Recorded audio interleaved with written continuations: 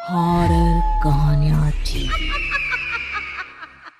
गूंज। रात के ठीक 1 बजे तेज बारिश और कड़कड़ाती बिजली में अपने घर की बालकनी में खड़ी सुमन खोई खोई कुछ सोच रही थी। अंदर आ जाओ ना। उसके घर के अंदर से आवाज आती है। तब भी सुमन काले अंधेरे में खड़ी न जाने किसका इंतजार कर रही थी, जिसमें से एक औरत अपने 2 बच्चों के साथ उसके पास वाले घर में लाल रंग की एक कार से उतरती है और बारिश में भागती हुई सामने वाले घर में चली जाती है।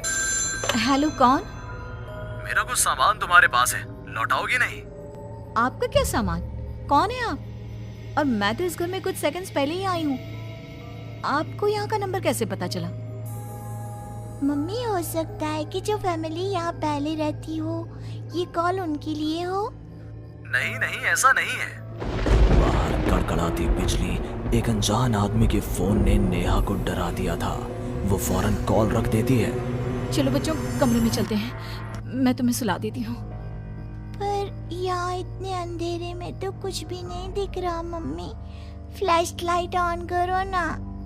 नेहा फ्लैश ऑन करती है, जहां उसे ऊपर जाने की सीढ़ियां दिखती हैं और चारों तरफ सफेद कपड़ों से ढके हुए फर्नीचर।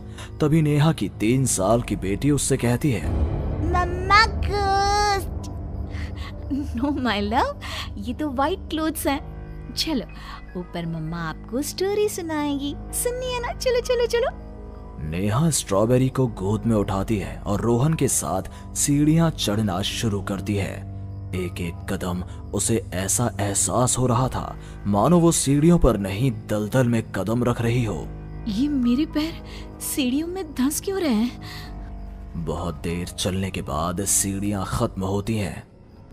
ऐसा लग रहा है मानो मैं जन्म से बस चल ही रही हूँ। जैसे तैसे थकी हारी नेहा ऊपर कमरे में पहुंचती है। जैसे ही फ्लैश बेड पर पड़ता है, वो देखती है कि उसके दोनों बच्चे पहले से ही बिस्तर पर सो रहे हैं। मेरा सर चकरा रहा है। बच्चे तो मेरी गोद में थे, यहाँ कैसे आ गए? और वो भी मुझसे पहले। नेहा कुछ समझ नहीं पाती और बेसुध होकर जमीन पर गिर पड़ती है। अगली सुबह उसकी आंखें सूरज की किरणें चेहरे पड़ने से खुलती हैं। नेहा बालकनी में जाती है, जहां उसे सुमन अपने बालकनी में खड़ी दिखती है। ऐसा लग रहा था मानो सुमन रात भर से वहीं खड़ी थी। सुमन नेहा को मुस्कुराकर देखती है। हेलो, मैं यहाँ कल ही शिफ्ट हुई हूँ। मेरे हस्बैंड का यहाँ ट्रांसफ़र हुआ है। आसपास कहीं घर ही नहीं मिला, तब 40 किलोमीटर दूर यहाँ ये घर मिला। आप यहाँ पर कब से हैं? पता नहीं, सालों हो गए, यहाँ कोई आया ही नहीं। पर अब तुम आई हो तो राहत सी लगी। आओ ना घर पर। हाँ हाँ, क्यों नहीं, मुझे भी कंपनी मिल जाएगी। वैसे कल रात ना यहाँ कुछ अजीब महसूस किया मैंने। मैं आकर बताती हूँ। नेहा सुमन से मिलने उसके घर जाती है और पिछली रात हुए इंसिडेंट के बारे में उसको बताती है। ये तो कुछ भी नहीं है नेहा। ऐसे तो कई इंसिडेंट्स मेरी एक फ्रेंड के साथ भी हुए हैं और रोज होते ही हैं। सुमन अपनी कार में बैठी अपने नए ठिकाने की ओर बढ़ रही थी। जंगल के बीच से गुजरती वो खुद से कहती है, ये सिविल इंजीनियर्स की लाइफ ना बड़ी मुश्किल है। कहाँ जंगल झाड़ी में रहना पड़ेगा। कार एक घर के पास रुकती है। लीजिए मैडम, हम आ गए। आपको कुछ जरूरत हो तो मुझे कॉल कीजिएगा, मैं ये बगल वाले घर में ही हूँ। सुमन घर के अंदर जाती है। डाइनिंग टेबल पर पहले ही खाना रखा हुआ था, पानी का ग्लास भी, टीवी ऑन ही था। ऐसा लग रहा था मानो अभी अभी यहाँ कोई था या है। चलो, कंपनी अच्छी है, सब अरेंजमेंट्स मेरे आने के पहले ही कर रखे हैं। सुमन खाने की टेबल पर बैठती है, जहाँ 5 लोगों का खाना परोसा हुआ था। ये 5 प्लेट किसके लिए सर्व कर दिया? हाथ है। सुमन अपनी प्लेट से खाना शुरू करती है और उसी वक्त बाकी 4 प्लेटों से भी खाना गायब होने लगता है। प्रमिल, कहाँ हो तुम प्रमिल? सुमन भागती हुई अपने ड्राइवर के घर पर जाती है। सुमन क्या देखती है कि प्रमिल जमीन पर गिरा हुआ है। फर्श पर हर तरफ खून ही खून। प्रमिल के मुंह से भी खून आ रहा था।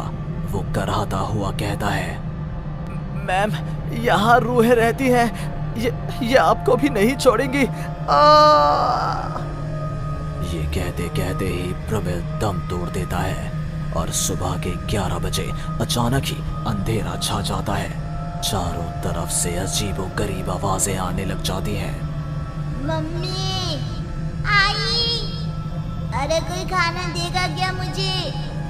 अरे जी सुनिए ना, प्लीज प्लीज मुझे मत मारो।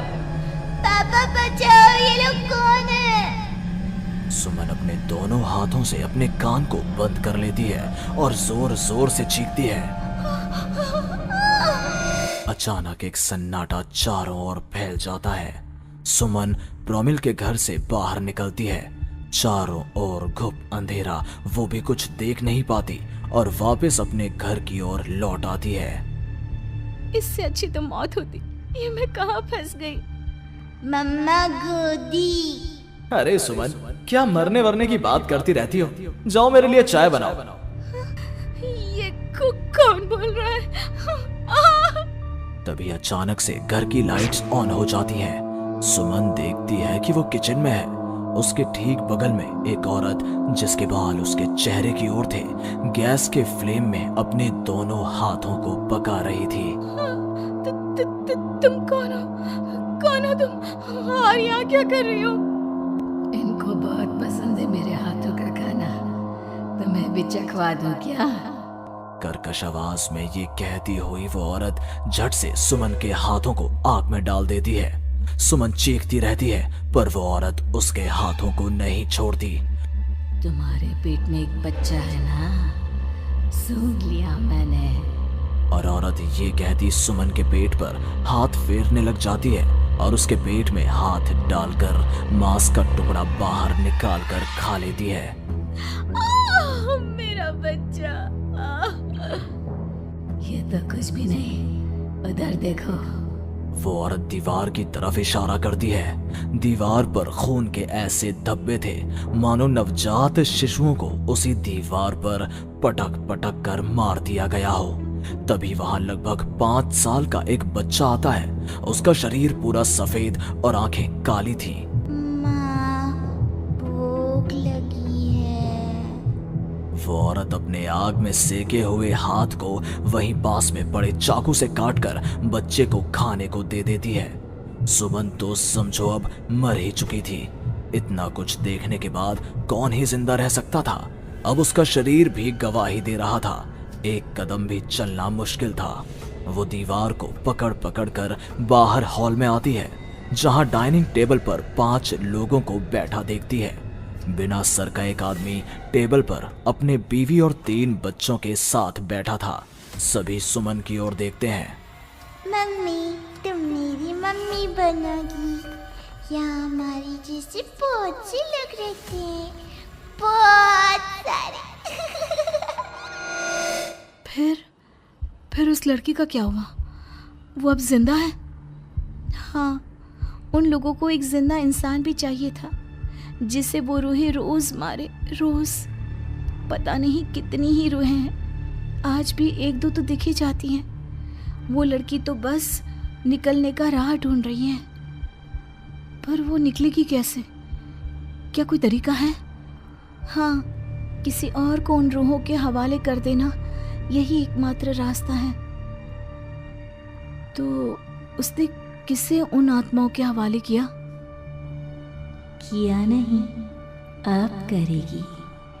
तुम्हें ये वही घर है और वो लड़की मैं हूँ। अलविदा।